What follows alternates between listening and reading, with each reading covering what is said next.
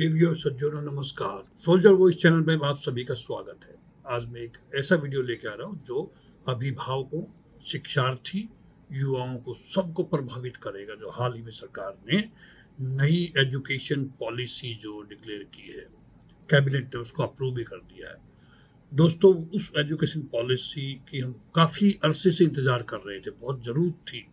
Socio economic changes हमारी काफ़ी हो चुकी हैं, समाज भी चाहता था, बहुत आगे बढ़ चुके हैं हम विकास में भी। यूरोपियन कंट्रीज को हमने पीछे छोड़ दिया है, तो इसकी बहुत ज़रूरत थी। सरकार ने बड़े बेहतरीन तरीके से तैयार की गई नई एजुकेशन पॉलिसी लागू कर दी है। मीन्स गवर्नमेंट ने अप्रूवल दे दिया, कैबिनेट ने उसको अप्रूव कर दिया है। भारत सरकार द्वारा प्रस्तावित केंद्रीय सरकार की कैबिनेट स्वीकृति के बाद 36 साल बाद देश में नई शिक्षा नीति लागू हो गई है। बहुत दम चाहिए था इसके लिए, बहुत हिम्मत चाहिए थी। कैबिनेट ने नई शिक्षा नीति को हरी झंडी दे दी है और 36 साल बाद शिक्षा नीति में बदलाव किया गया है। नई शिक्षा नीति की उल्लेखनीय बातें बड़े सरल तरीके से मैं आपको समझाने की कोशिश करूंगा आज, खास करके जब बच्चा स्कूल जाना शुरू करता है। 5 ईयर्स जो हमने फंडामेंटल एजुकेशन के लिए निश्चित किए हैं, जिसमें नर्सरी 4 साल की उम्र में, यानी उम्र का भी हमने वहाँ पे लिमिट कर दिया कि इससे कम बच्चे को नर्सरी में नहीं लेंगे।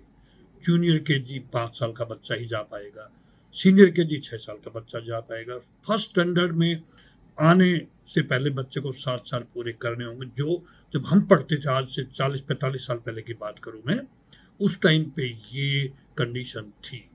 सेकंड स्टैंडर्ड में 8 साल होना चाहिए। सेकंड से लेके जो 3 साल है उनको हम 3 इयर्स परपेट्री के नाम से उनको पुकारते हैं। थर्ड स्टैंडर्ड में 9 साल, 7वीं जब में जाएगा 10 साल का बच्चा होना चाहिए। स्टैंडर्ड 5th में जाएगा तो 11 साल का बच्चा होना चाहिए।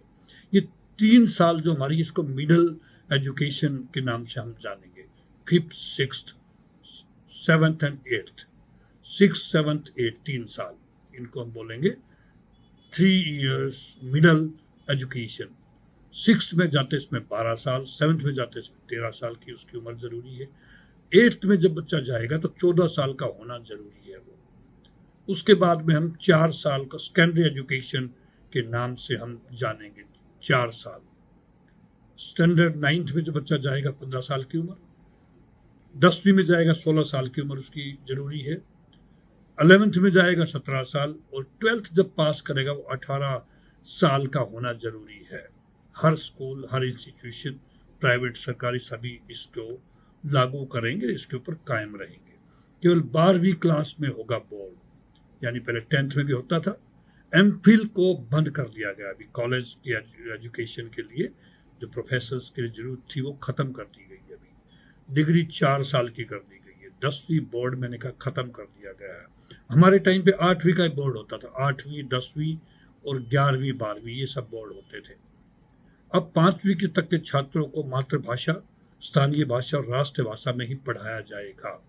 बाकी विषय चाहे वो अंग्रेजी ही क्यों न हो, एक सब्जेक्ट के तौर पर पढ़ाया जाएगा। ये सरकार ने बहुत बड़ी एक बदलाव किया है। यानी जो हमारी डिपेंडेंसी थी फॉरेन लैंग्वेज के ऊपर, वो कम कर दी गई है और हमारी मातृभाषा को और राष्ट्रभाषा को इसमें प्राथमिकता दी गई है।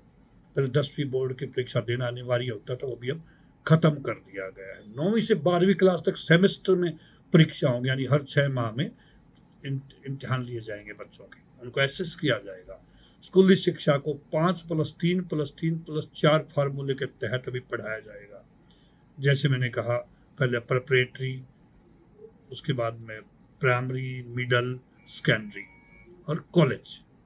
4 साल के लिए भी ग्रेजुएशन के लिए ज़रूरी कर दिया गया है।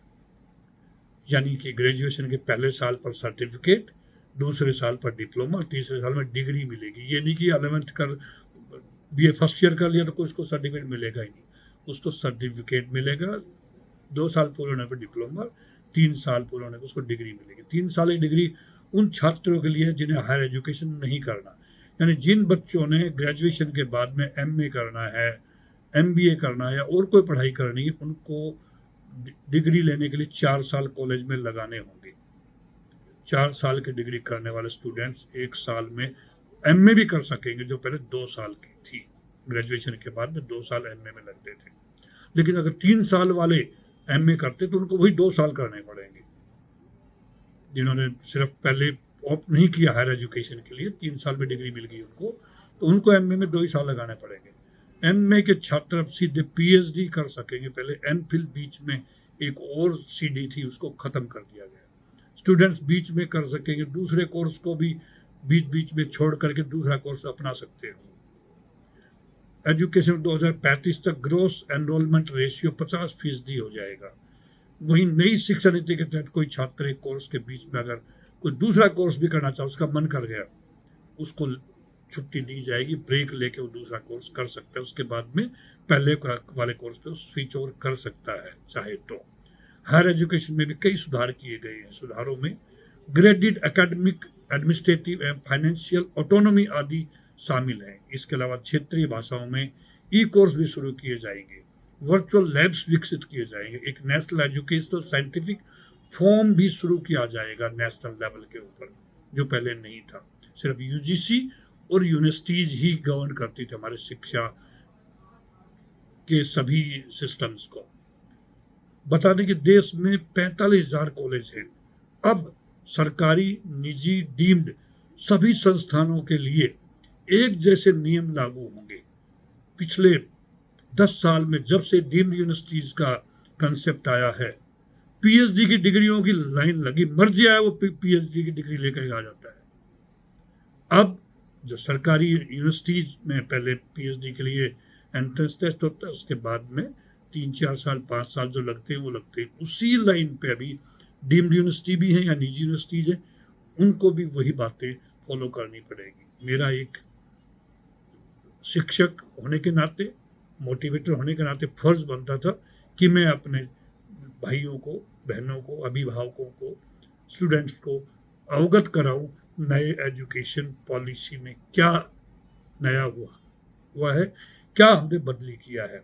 इसके रिजल्ट अच्छे आएंगे ही आएंगे, इसमें कोई दो राय नहीं। बिकॉज ये पॉलिसी पिछले 5 साल से इसके ऊपर अध्ययन चल रहा था और बड़े एक्सपर्ट लोगों ने मिलकर, बुद्धिजीवी लोगों ने मिल करके, जिसमें स्टेक होल्डर्स स्टूडेंट्स भी थे, अभिभावक भी थे, टीचर्स भी थे, साइंटिस्ट भी थे, प्रोफेसर्स भी थे, उन सब के व्यूज़ लेकर के फिर ये नई एजुकेशन पॉलिसी बनाई है।